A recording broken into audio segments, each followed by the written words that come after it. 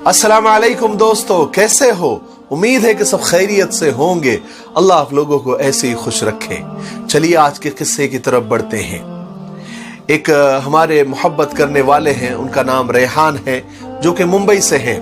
उन्होंने ईमेल के जरिए अपनी सच्ची कहानी मुझे भेजी है। बहुत अच्छी है, बहुत प्यारी है। मुझे ऐसा लगा कि इसको शेयर करना चाहिए। रेहान साहब कहते हैं कि मैं 4 साल बाद वतन वापस लौट रहा था। पिछले 4 साल से मैं दुबई में जॉब कर रहा था और अब मेरा कॉन्ट्रैक्ट खत्म हो चुका था। मैं बस वतन वापसी की तैयारियां कर रहा था। अभी कुछ देर पहले ही घर वालों के लिए मैंने अच्छी खासी शॉपिंग करके कमरे में ले आया था।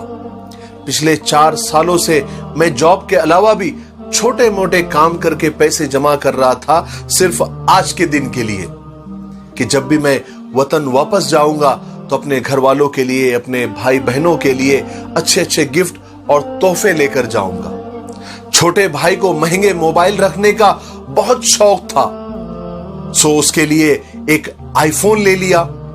छोटी बहन बहुत जमाने से, बहुत अरसे से टैबलेट की फरमाइश कर रही थी, जिद कर रही थी। उसके लिए एक अच्छा सा नया टैबलेट ले लिया और दूसरी 2 बहनों के लिए खूबसूरत सी घड़ियां और कपड़ों के कुछ जोड़े और अब्बू के लिए एक स्मार्टफोन और चंद कीमती परफ्यूम ले लिए।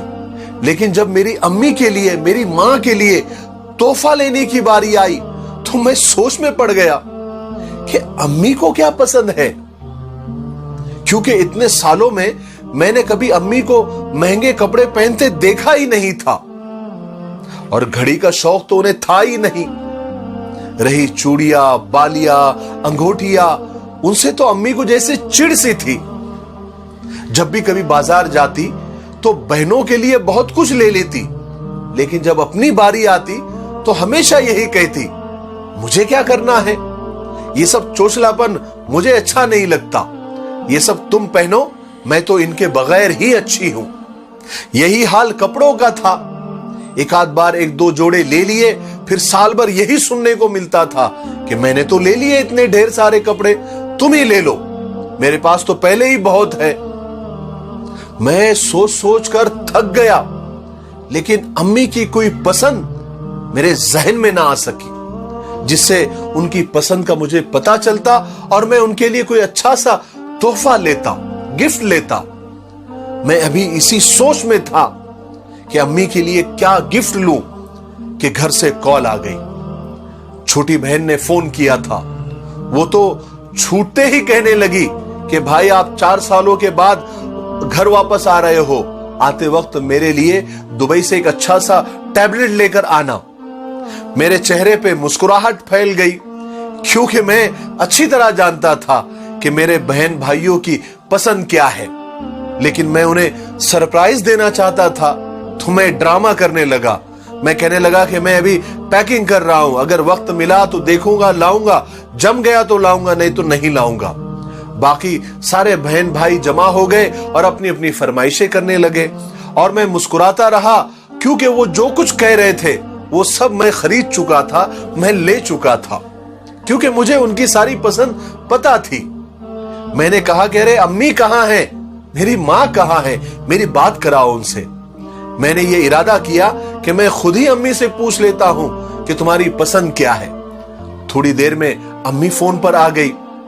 मैंने खैर खैरियत पूछी। उसके बाद मैंने पूछा, अम्मी आपके लिए दुबई से क्या लाऊं, अपनी पसंद की कोई चीज बताएं।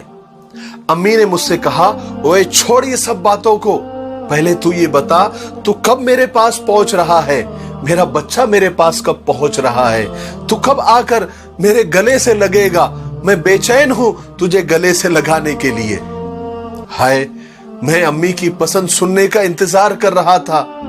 न जाने मेरी अम्मी की जबान से ये जुमले सुनकर मेरे आंखों से 2 आंसू निकले और गालों पर फिसलते चले गए, क्योंकि मैं जान चुका था मेरी अम्मी की क्या पसंद है, मेरी मां की क्या चॉइस है। हाय हाय, एक तेरी ही मोहब्बत सच्ची है मां, बाकी रिश्तों में तो शर्तें बहुत है। मेरे भाइयों बहनों और दोस्तों, अपनों के दरमियान सियासत फजूल है, मकसद ना हो तो बगावत फजूल है। روزہ، نماز، زکات، خیرات ہو یا حج، ماں باپ اگر خوش نہ ہو تو ساری عبادت فضول ہے۔ جب سے لوگ ماں باپ کی عزت کم کرنے لگے ہیں، تب سے اپنے دامن میں دعائیں کم اور دوائیں زیادہ بھرنے لگے ہیں۔ میرے بھائیوں، ایک بات یاد رکھو، دنیا کی ساری اولادیں سن لے، جتنا بچپن میں ہمیں ماں باپ کی ہر پل ضرورت ہوتی ہے، اس سے کہیں زیادہ ماں باپ کو بڑھاپے میں اولاد کی ضرورت ہوتی ہے، ان کی خدمت کی، ان کی سیوا کی ضرورت ہوتی ہے۔ ماں باپ کی قدر کر لو۔ ایک بار ماں چلی گئی نا تو دعائیں دینے والا کوئی نہیں ہوتا، اور باپ اگر چلا جائے نا تو حوصلہ دینے والا کوئی نہیں ہوتا۔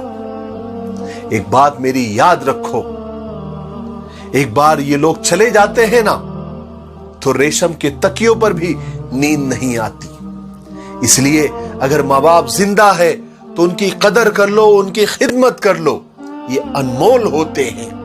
یہ ایک بار چلے جاتے ہیں تو دوبارہ نہیں ملتے۔ دنیا میں ہر چیز دوبارہ مل جاتی ہے، لیکن ماں باپ دوبارہ نہیں ملتے۔ اس لیے ان کی قدر کر لو، ان کی خدمت کر لو، ان کی سیوا کر لو۔ انہی کے قدموں میں تمہاری جنت ہے اور دنیا کی بھی کامیابی ہے۔ اللہ تعالی ہمیں عمل کرنے کی توفیق نصیب فرمائے۔ میرے لیے، پوری انسانیت کے لیے اور پوری امت کے لیے خیر اور بھلائی کی دعائیں کرتے رہیں۔ السلام علیکم ورحمۃ اللہ وبرکاتہ۔